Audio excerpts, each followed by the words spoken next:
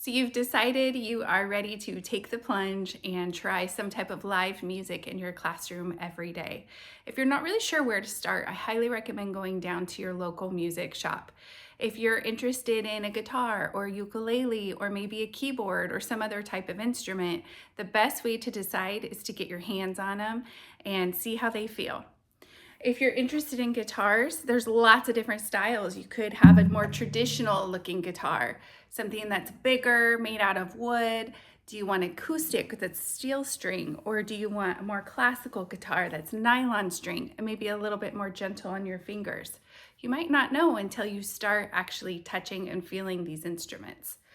Maybe you want something a little bit more stylish with some fashion involved. This is a travel size guitar, so it's a little bit smaller and it's made of a different material that's a little bit more durable, so the strings will be able to hold their tuning with the air conditioning and the heater in the classroom. It's a little bit lighter and a little easier to fit in a chair if you're planning on playing in a chair or sitting on the carpet.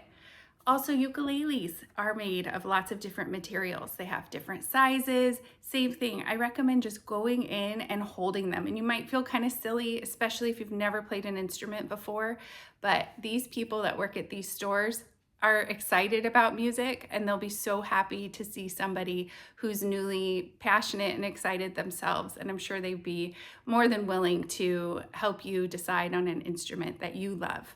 I can say though, you probably will not do a great job of having live music if you don't love the instrument that you're playing. So make sure that you choose something that you're really excited about and something that you might want to practice in your own time, because not only is playing live music in the classroom great for students to learn, but it's also incredibly fulfilling personally for teachers. Have fun picking out that new instrument.